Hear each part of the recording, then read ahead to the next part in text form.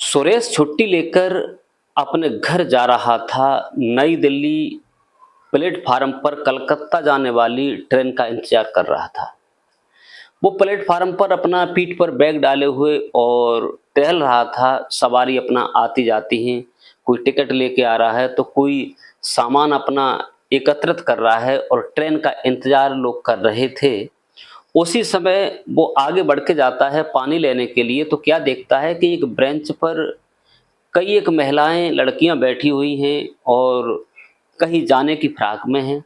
तो आगे बढ़ता है, देखता है कि एक लड़की उसे मालूम पड़ती है कि शायद उसने उसे कभी देखा है। उस लड़की के पास जब और नज़दीक पड़ता है तो वो पहचान लेता है। वो लड़की होती है जिसका नाम होता है रेखा, जो 10वीं क्लास तक उसके साथ पढ़ी थी।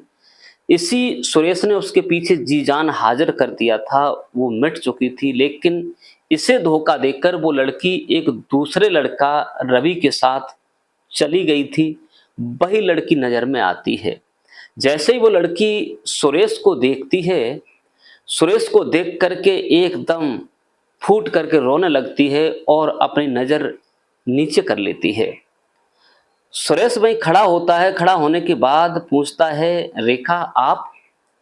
अरे आप तो एक बड़े घर की थी, मैं एक छोटे परिवार का ठहरा, आपकी हालत क्या है? तो रेखा जो होती है सुरेश की जेट भर लेती है।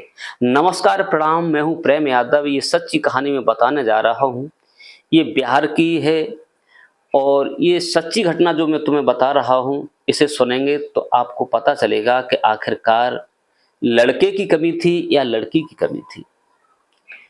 तो चलिए ज़्यादा समय न लेते हुए इस कहानी पर रुख करते हैं, क्योंकि कहानी कोई ऐसी है जो एक पारिवारिक कहानी है। जिस लड़की ने लड़का को धोखा दिया, लड़का कभी किसी को ज़्यादातर धोखा नहीं देते, लड़कियां भी धोखा देती हैं, अंत में लड़के भी धोखा दे देते हैं। अगर हमारे चैनल पर नए हैं तो चैनल को सब्सक्राइब करें, वीडियो को लाइक करें, कहानी अंत तक सुने, तब आपको पता चलेगा।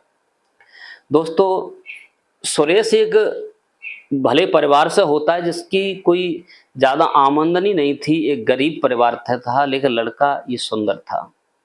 सुरेश का घर ज़्यादा पैसे वाला तो नहीं था, लेकिन ये बिहार का रहने वाला था। और दोस्तों, ये पूर्णिया का रहने वाला था। स्कूल में जब पढ़ने जाते थे तो अपने पैदल जाया करते थे, कहीं साइकिल मिल जाती थी।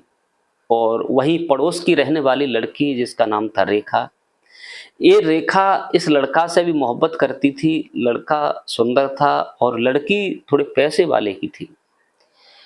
लेकिन इसका एक और दोस्त था जिसका नाम था रवि। रवि थोड़े पैसे वाला था, लेकिन सबसे ज़्यादा उसकी हिफाजत करने वाला, सबसे ज़्यादा मदद करने वाला सुरेश ही था।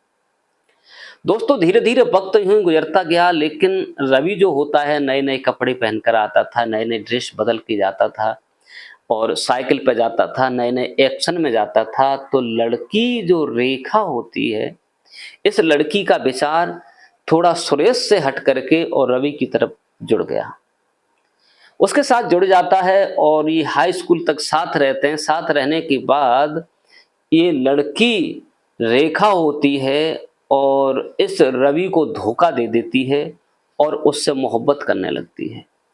मोहब्बत के चलते जो सुरेश होता है फिर भी रेखा के लिए उसके दिल में जगह होती है। हमेशा चाहता था कि एक दिन रेखा मेरी होकर के रहेगी, लेकिन कुछ भी कर ले, कहीं भी, क्योंकि मैंने इसकी हर तरीका से मदद की है।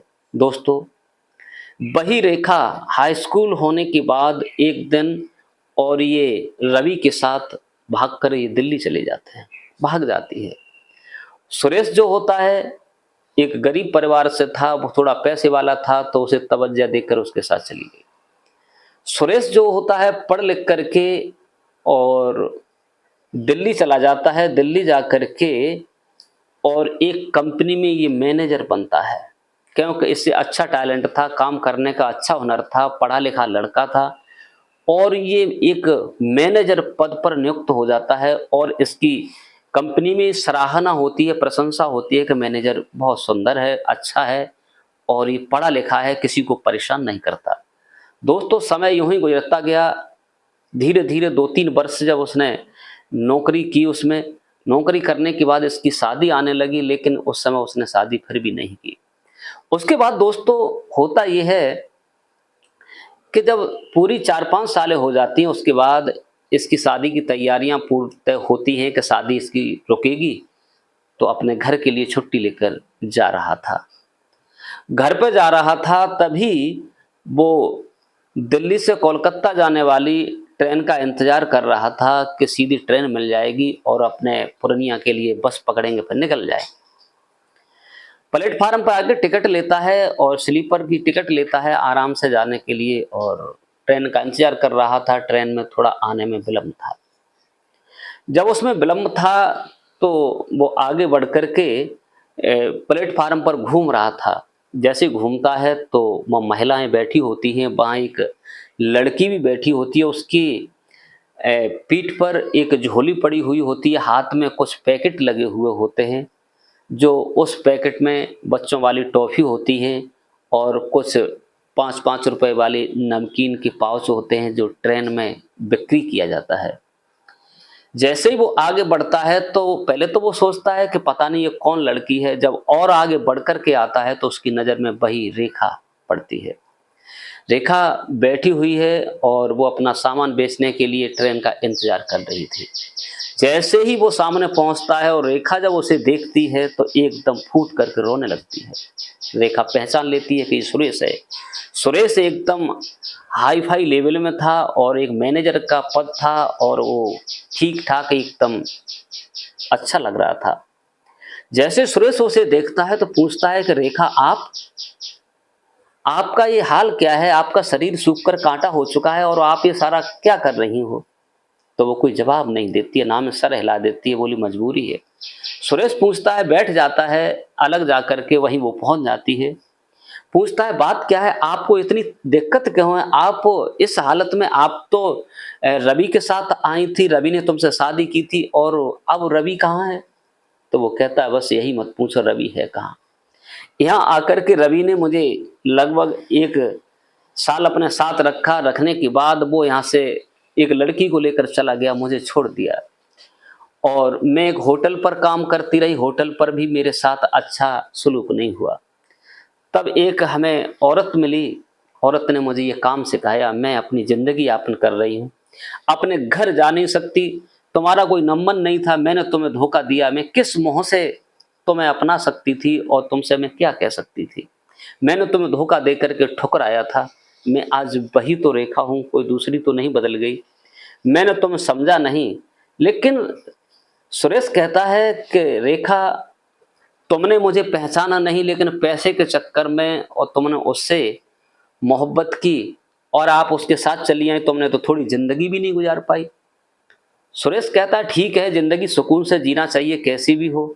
लेकिन रेखा पूछती है आप कैसे, यहाँ क्या करते हो? तो सुरेश कहता बस यही नहीं पूछा, मैंने पढ़ाई करने के बाद कुछ अपना इंटरव्यू दिल्ली में दिया करके मैं एक कंपनी में मैनेजर हूँ और मेरी अच्छी पगार है, लगभग 80-90 हज़ार रुपये मिलते हैं।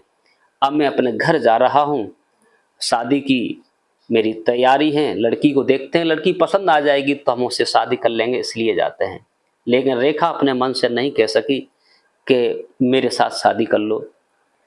इधर जब ट्रेन में 5 मिनट रह जाती हैं तो रेखा जो होती है दोनों हाथ जोड़ती है, कहती है रवि जो हुआ वो हो गया, उसने मुझे छोड़ दिया और मैं तुम्हें समझ नहीं पाई। लेकिन सुरेश कहता है कि तुम्हारे लिए तो मैंने पहले भी जगह रखी थी, आज भी जगह है, लेकिन का मतलब ये है कि फैसला दूर हो चुका है। अब मैं घर जा रहा हूँ, घर जाने के बाद कोई डिसीजन लिया जाएगा। तो रेखा होती है, उसका नंबर लेती है, कहती है कि मुझे अपना नंबर दे दो, अगर लड़की पसंद आ जाए तो आप हंसी खुशी शादी कर लेना और मैं तो बस इसी में सुकून से जीती रहूँगी। लेकिन अब तुमसे मैं कुछ कह नहीं सकती, मैं तुम्हारी क्या कह सकती हूँ, तुम्हारा साथ तुम्हारी होकर के कैसे रह सकती हूँ। नंबर ले लेती है और कहती है जब आना तो एक बार हमें यहाँ फिर मिलना और आपकी मेरी बातचीत होती रहेगी। तब तक ट्रेन आ जाती है और वो अपने डब्बे में घुस जाता है। रेखा जो होती है उसे टकटकी लगा करके बार बार उस कोच की तरफ देखती रहती जब तक ट्रेन चलती नहीं। लेकिन सुरेश कहता है कि आप चिंता मत करो, हो सकता है कि आपकी मुराद पूरी हो जाए। इतनी कह कर के गाड़ी चलने लगती है और रेखा वहीं खड़े होकर के जब तक गाड़ी दूर तक निकल नहीं जाती तब तक देखती रहती है, अपने काम में लग जाती है। शाम को जब फ्री होती है दूसरे दिन, तो अपनी ही तरफ से सुरेश का फ़ोन लगाती है और पूछती है, आप गाँव पहुँच चुके? बोले, हाँ मैं तो पहुँच चुका हूँ, लेकिन आप अपना ख्याल रखना। दोस्तों, दोनों का प्रेम पहले भी था, अब भी था। उधर दूसरे दिन सगाई वाले लोग आते हैं। सुरेश कहता है, अगर हमें लड़की पसंद आ जाएगी, पैसे की हम तवज्जो नहीं देते, लड़की समझ में आ जाएगी, हमारे लायक होगी तो हम शादी कर सकते हैं। दोस्तों, उसके बाद में सुरेश लड़की को देखने जाता है कि लेकिन लड़की थोड़ी, उसका रंग काला होता है और नाटे कद की लड़की होती है और चेहरा भी कुरूप जैसा था, उसे पसंद नहीं आती है। वो अपने घर चला आता है। 4-6 दिन रुकता है। रुकने के बाद फिर रेखा फ़ोन करती है, क्या रिश्ता पक्का हुआ या नहीं हुआ? सुरेश कहता है कि लड़की मेरी समझ में नहीं आई है, तुम्हारी जैसी लड़की, तुम्हारा जैसा चेहरा, लेकिन नहीं मिल पाई, इसलिए मैंने अभी कोई फैसला नहीं लिया है। परसों मैं आ रहा हूँ, मेरी छुट्टी भी पूरी होने जा रही है। तो रेखा कहती है, आप आना, आने के बाद और मुझसे मिल के जाना। सुरेश जो होता है अपनी छुट्टी पूरी करने के बाद अपने माता पिता के चरण स्पर्श करता है और वहाँ से दिल्ली के लिए रवाना हो जाता है। 24 घंटे के अंदर जब दिल्ली पहुँचता है, दिल्ली जब पहुँच जाता है तो उसी प्लेटफार्म पर उतरता है जो प्लेटफार्म नंबर 5 होता है। उस पर वो इंतज़ार कर रही थी फ़ोन करके, और जैसे ही वो सुरेश उतरता है तो रेखा का चेहरा कुछ खिला हुआ नज़र आता है। रेखा भाग करके पानी की बोतल लाती है और कुछ नाश्ता वगैरह कराती है। कराने के बाद और अपने दिल की बात कहती है, सुरेश, हमसे बहुत बड़ी भूल हो गई, बहुत बड़ी कमी हो गई जो मैंने तुम्हें ठुकरा दिया। पढ़ते समय तुमने हमारी हर तरीक़ा से मदद की थी, तुमने हर तरीक़ा से हिफाज़त की थी, तुमने हमें अपनाया था, तुमने हमारा ख़्याल रखा था, लेकिन हमने तुम्हारा ख़्याल बिल्कुल नहीं रख पाया। मैं रवि के साथ चली आई। तो सुरेश पूछता है, ये बताइए रवि ने तुम्हें किस लिए ठुकरा दिया? तो वो कहती है कि रवि ने मुझसे झूठा झांसा दिया कि मेरा दिल्ली में मकान बना हुआ है, मेरे पास गाड़ी है, मेरे पास घोड़ा है, मेरे पास सब कुछ है। मैं उस लालच में आ गई थी। यहाँ आकर देखा तो उसके पास कुछ भी नहीं था, लेकिन उसने मेरे साथ किया, एक दूसरी लड़की से मोहब्बत करता था और मुझे एक होटल में गिरवी रख दिया और वहाँ पर मैंने झाड़ू पोंछा किया और अपनी इज्जत को बचा के रखा जैसे तैसे। फिर वहाँ से छुटकारा पाकर मैं ये काम करने लगी हूँ। मुझसे बहुत बड़ी भूल हुई है और मैंने जो कमी की है उसके लिए क्षमा चाहती हूँ। सुरेश, मुझे अपना लीजिए। सुरेश कहता है, मैं जाता हूँ, कंपनी में ड्यूटी अटेंड करूँगा, उसके बाद में मेरे पास एक रूम है छोटा सा, उसमें 2 लड़के और रहते हैं मेरे साथ, मैं अलग रूम ले लेता हूँ, उसके बाद तुमको फ़ोन करूँगा, तब मुझे मिलना। सुरेश इतनी कहकर चला जाता है। चले जाने के बाद अपनी ड्यूटी करता है, लेकिन दिमाग वहीं रहता है। लेकिन धीरे धीरे एक फ्लैट देखता है और वहाँ पर वो फ्लैट ले लेता है किराए पर। उसके बाद रेखा को फ़ोन करता है कि आप लोहिया पार्क में आ जाओ और थोड़ी बातें करते हैं। उसी समय रेखा वहीं पहुँचती है ऑटो करके और दोनों बैठ जाते हैं और दुख सुख की सारी बातें करते हैं। रेखा जो होती है उसके पैर पकड़ लेती है, सुरेश, आप ये समझना कि सुबह से भटक जाए, शाम को घर आ जाए तो भटका हुआ नहीं मालूम पड़ता है। मैंने तुमसे बहुत कुछ गलत करने के बाद में चली आई, तुमने सब कुछ, तुमने मुझे सारा काम दिया, तुम मेरे साथ हिफाजत करते थे, साथ मुझे ले जाते थे, तुमने जो कुछ किया, लेकिन मैंने तुम्हें परखा नहीं, मैंने तुम्हें, अब मैं कुछ कहने लायक नहीं हूँ। तो सुरेश कहता है, आपकी इच्छा क्या है? तो वो कहती है कि मुझे अपना लो, मुझसे शादी कर लो, मैं तुम्हारी पत्नी बन कर के रहना चाहती हूँ और मुझसे जो कमी हुई है, मुझे एक जैसे भी रखना चाहो वैसे रख लो, मैं तुम्हारे साथ रहना चाहती हूँ। तो सुरेश जो होता है कहता है, ठीक, रोने की आवश्यकता नहीं है, मेरे साथ चलो, मैंने एक फ्लैट ले रखा है और वहाँ रहते हैं। वहीं से दोनों लोग, वो सामान वहीं छोड़ देती है, 100-200 रुपए का होता है, और जा कर के उसे शॉपिंग कराता है, नए नए कपड़े अच्छी तरीक़ा से, क्योंकि एक मैनेजर की पत्नी की हैसियत से अच्छे अच्छे कपड़े लेता है। शॉपिंग कराने के बाद रूम पर पहुंचते हैं और दोनों ही एक मंदिर में जाकर के प्यार से शादी कर लेते हैं और 7 फेरों के बंधन में बंध जाते हैं और अपनी ज़िंदगी दोनों ही बड़ी सुकून की गुजारते हैं, बड़े प्यार से पति पत्नी के भाव से रहने लगते हैं। कहते हैं कि बरसों का खोया हुआ प्यार जिसकी लगन होती है, एक न एक दिन वो मिल कर के रहता है। दोस्तों, कमेंट करके अवश्य बताइए कि सुरेश ने ये रेखा के साथ सही किया, उसे अपनाया, क्योंकि वो दर-दर की थी, उसने पश्चाताप किया, अपना लिया। कमेंट करके अवश्य बताइए ये कहानी कैसी लगी।